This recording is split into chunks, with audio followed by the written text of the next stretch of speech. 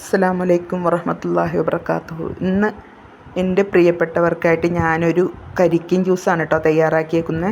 ഇന്ന് നോമ്പ് തുറക്കുമ്പോൾ അടിപൊളിയായിട്ട് കുടിച്ചിട്ട് എത്ര കുടിച്ചിട്ടും എനിക്ക് മതിയായില്ല, അത്രയും ടേസ്റ്റാട്ടോ. പക്ഷെ പശുമ്പാൽ ഒഴിക്കരുത് കേട്ടോ, പശുമ്പാൽ ഒഴിക്കാതെ വേണം ഉണ്ടാക്കാനായിട്ട്. അതിന് ഇതുപോലൊരു കരിക്കെടുക്കുക, അതിൻ്റെ വെള്ളം വേറെ മാറ്റി വയ്ക്കുക, അതിനകത്തുള്ള കാമ്പ് വേറെ മാറ്റി വെക്കുക കേട്ടോ.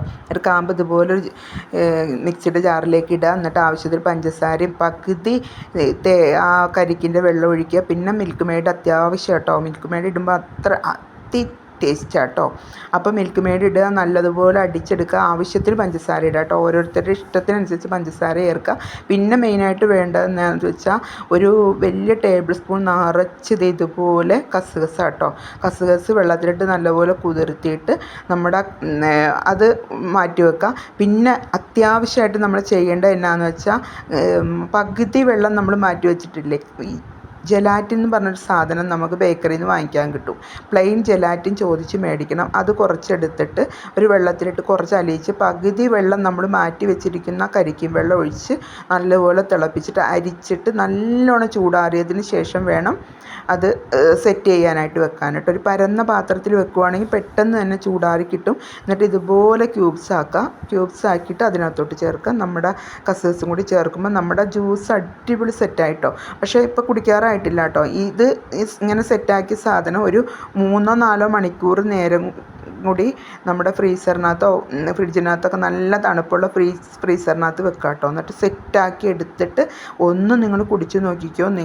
നിങ്ങൾക്ക് എത്ര കുടിച്ചാലും മതിയാകത്തില്ല. അത് മാത്രമല്ല, ഇതിൽ മെയിനായിട്ട് ഞാൻ പറയുന്നത് തേങ്ങാപ്പാലേ ചേർക്കാവുള്ളൂ കേട്ടോ.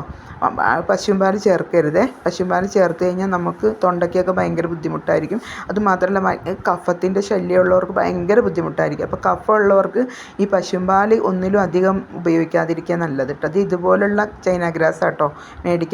മേടിക്കുമ്പോൾ ചോദിച്ച് വാങ്ങിക്കണം. പ്ലെയിൻ ചൈന ഗ്രാസ് എന്നും പറഞ്ഞ് ചോദിച്ച് വാങ്ങിക്കണം. അപ്പോൾ നമുക്ക് അതിൽ മധുരമൊക്കെ ചേർന്ന് കഴിയുമ്പോൾ നല്ല ടേസ്റ്റാണ്. തേങ്ങാപ്പാലിൻ്റെ വെള്ളവും തേങ്ങയുടെ കരിക്കിൻ്റെ വെള്ളമൊക്കെ കൂടി ചേർന്ന് വരുമ്പോഴത്തേക്കും നല്ലൊരു രുചിയായിരിക്കും. അതിൻ്റെ പീസസൊക്കെ കടിച്ച് കസ്കസും കൂടി ഇട്ടിട്ട് ഈ ജ്യൂസ് അങ്ങ് കുടിക്കുമ്പോഴത്തേക്കും നമ്മുടെ വയറും ശരീരവും മനസ്സും ഒക്കെ കുളിർക്കും. അത്ര അടിപൊളി ടേസ്റ്റ്. നോമ്പ് തുറന്നു കഴിയുമ്പോൾ ഇത് കുടിക്കുകയാണെങ്കിലോ വേറെ ഒന്നും കഴിച്ചില്ലെങ്കിലും ഒരു കുഴപ്പമില്ല കേട്ടോ. ഇത്രയും ടേസ്റ്റും അത്രയും ഗുണമുള്ള സാധനമാണ്. വേറെ ഇതിനകത്ത് ഒരു പ്രിസർവേറ്റീവ്സ് ഒന്നും ചേർക്കുന്നില്ലല്ലോ. നമ്മൾ പുറത്തുനിന്ന് വാങ്ങിക്കുന്ന ജ്യൂസിലൊക്കെ എന്നാ ചേർക്കുന്നതെന്ന് നമുക്കറിയത്തില്ലല്ലോ. അപ്പോൾ അതുകൊണ്ട് നമ്മൾ ഇതുപോലെയൊക്കെ തയ്യാറാക്കി കുടിക്കുകയാണെങ്കിൽ നമ്മുടെ ശരീരത്തിനും മനസ്സിനൊക്കെ കുളിർമ ഉണ്ടാകുന്ന കേട്ടോ.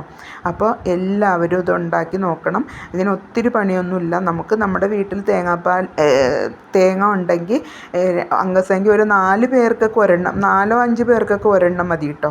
അപ്പോൾ തേങ്ങാപ്പാലിൻ്റെ അളവ് ഇച്ചിരി കൂട്ടിയാൽ മതി. നല്ല കൊഴുപ്പുണ്ടാവാനായിട്ടാണ് നമ്മൾ ഈ ജെലാറ്റിൻ ചേർത്ത ഈ സാധനം ഒഴിക്കുക. അതേപോലെ തന്നെ കുതിർത്തി വെച്ചിരിക്കുന്ന കസ്കസും കൂടി ഒഴിക്കുമ്പോൾ തന്നെ വേണമെങ്കിൽ ഫ്ലേവറിനായിട്ട് ഒരു ഏലക്ക കൂടി ചേർക്കാം കേട്ടോ. അസ്സലാമു അലൈക്കും.